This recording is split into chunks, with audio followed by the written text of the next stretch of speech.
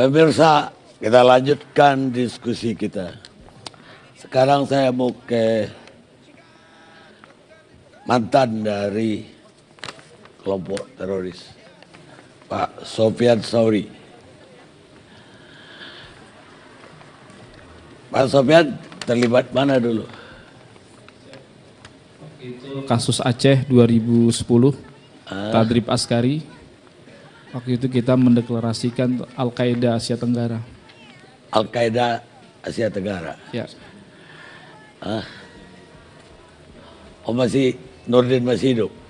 Enggak, setelah Nurdin kemudian kepemimpinan dipegang oleh Dul Matin dan kawan-kawannya, dan saya termasuk pemasok senjata utama kelompok tersebut. Waktu itu pimpinannya siapa? Kami tahunya Ustadz Dul Matin, Joko Pitono. Dul Matin. Ya. Pak Sofyan katanya bekas polisi juga. Betul, Pak. 12 tahun saya di kepolisian. Kenapa bisa beralih jadi teroris? Itu artinya pesan penting buat kita semua bahwa ancaman terorisme bukan cuma kepada sipil saja, tetapi juga orang yang telah terbina 12 tahun NKRI juga bisa kena. Dan ini adalah fakta, bukan bicara konspirasi saja. Gitu. Terus tertangkap Pak Sofyan? GAM? Waktu GAM ketangkap? Bukan, Pak. Saya tertangkap 2010 setelah terbongkar. Saya tertangkap tanggal 6 Maret 2010 pada waktu itu. Setelah lolos dari pengepungan di Aceh, saya lari ke Jakarta. Di Jakarta 1 minggu saya tertangkap oleh Densus 88 di Bekasi. Kemudian dihukum berapa lama? Saya dituntut 15 tahun, vonis 10 tahun penjara dan menjalani 6 tahun penjara, Pak. Baik, bisa diceritakan enggak di dalam penjara itu apa masih ada yang membina untuk tetap jadi teroris atau jaringan yang gak mau melepaskan? Bisa enggak Pak sampai itu? Ya, pengalaman saya di dalam penjara, sebetulnya saya bertemu dengan pelaku kemarin ya, Akhi Juanda. Kebetulan beliau masuk 2011 dan kemudian sampai 2012 akhir saya masih bersama beliau, dan sempat saya kumpulkan anak-anak bom buku itu dan kemudian saya sempat buat halakoh kepada mereka. Begitu.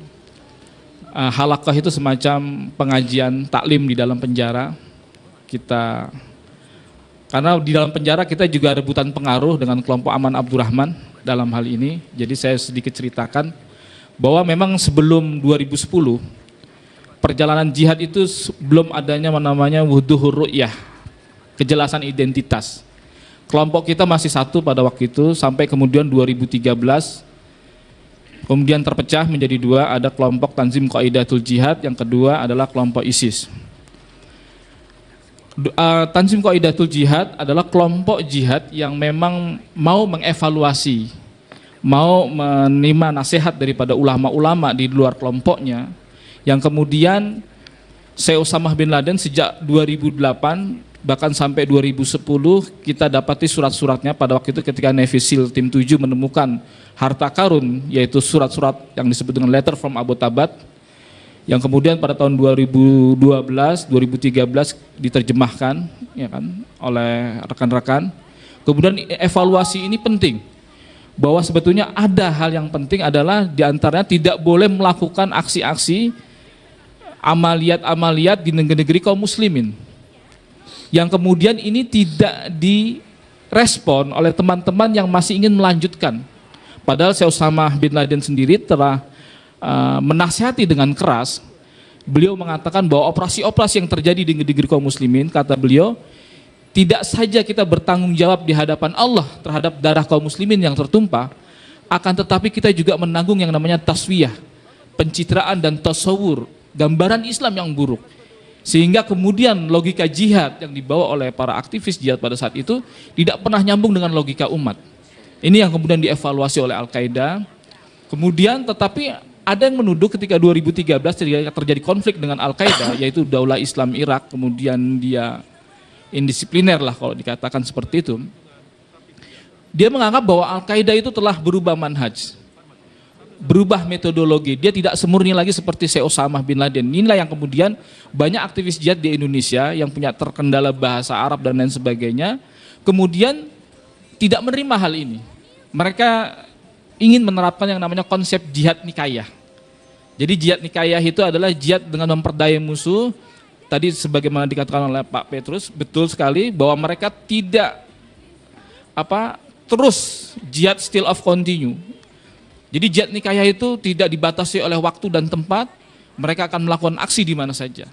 Apalagi ketika ada isu-isu yang sifatnya mengundang kerawanan sosial seperti kemarin ini gitu. Dan ini sangat betul-betul dimanfaatkan momentum ini untuk menjadi miftahus sira atau yang disebut dengan pemantik konflik. Kita 2010 ketika ingin memulai jihad Aceh dan kita menjadikan Aceh sebagai kaidah aminah, kita yang mencari-cari yang namanya miftahus sira, pemantik konflik. Alasan apa, logika apa yang bisa diterima oleh umat kita berkonfrontasi yang namanya dengan Indonesia. Itu kita cari.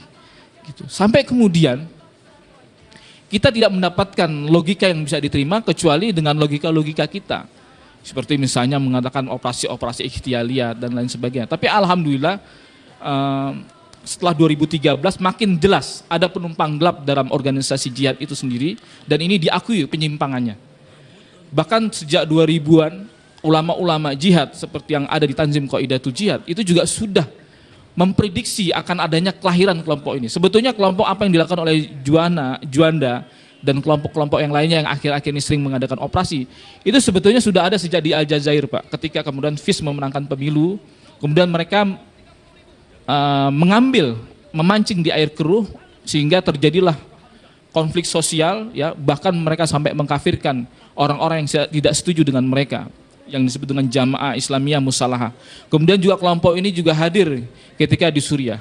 Semuanya bermula dari konflik sosial. Bermula dari Tunisia, kemudian Aljazair, kemudian Libya, kemudian juga Waziristan dan sebagainya. Inilah yang sebetulnya menjadi miftahus sira dan ini menjadi hal yang penting buat kita semua, pesan yang penting buat kita semua, bahwa persoalan yang mengundang konflik komunal di masyarakat itu sangat-sangat betul ditunggu oleh para kalangan radikal. Apa menurut Anda teror di Samarinda ini ada hubungannya dengan yang lagi ribut sekarang soal penistaan agama yang dituduhkan ke Gubernur DKI?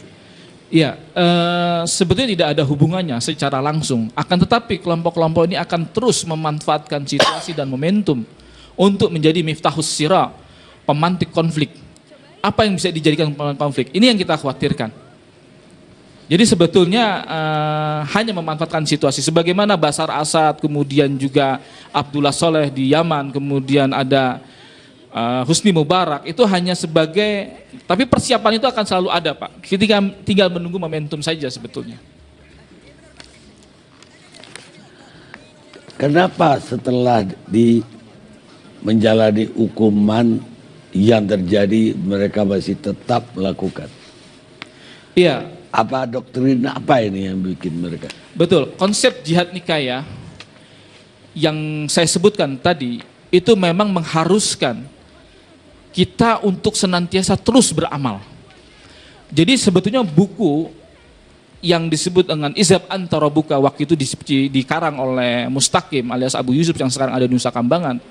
Buku ini dibuat tahun 2009, tapi buku ini juga cukup mentahrid, memotivasi beberapa anak buah saya yang ada di Aceh, yaitu Tengku Mukhtar dan juga Tengku Ahmad. Waktu itu saya sempat menitipkan senjata dan peluru untuk ke Aceh. Akan tetapi oleh mereka, karena ketika membaca buku itu dengan konsep jihad nikayah ini, mereka langsung beramaliyat.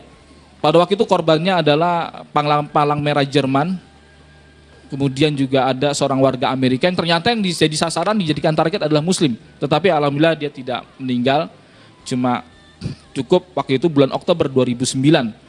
Peristiwa di Aceh sempat tidak terjawab siapa pelakunya sampai kemudian jihad Aceh pada waktu itu terbongkar, gitu. Lalu kemudian 2010 rekan saya mantan anggota TNI namanya Juli Karsono itu juga mengadakan penembakan terhadap polisi, gitu. Bang Juli Karsono ini juga sebetulnya terdoktrin oleh Aman Abdurrahman ketika di penjara Sukamiskin, gitu. Dan kemudian juga lalu 2011 kelompok Santoso sampai 2013 kejadian di Ciputat 7 polisi tertembak. Kemudian nah ini disebut dengan jihad nikayah, Pak. Jadi mereka berprinsip lebih baik jadi singa satu hari daripada jadi kambing sepanjang tahun. Jadi itu yang disebut jihad still of continue, ini jihad nikayah. Mereka didoktrin ya untuk terus beramaliat. Ini yang kemudian membuat intensitas terorisme di Indonesia punya ancaman yang cukup tinggi, gitu. Apalagi dengan adanya konflik-konflik, ancaman-ancaman kerawanan sosial seperti ini yang akhir-akhir ini kita bisa lihat, gitu. Tidak ada konflik saja mereka buat konflik, apalagi kalau misalnya ada konflik, begitu. Bahkan kalau perlu konflik itu dicari, gitu. Kejadian di Loki di Ambon itu juga sebetulnya upaya untuk menciptakan konflik antara Islam dan Nasrani, gitu. Dengan seperti itu maka persemaian ideologi ini akan terus subur. Demikian Pak, gitu. Baik,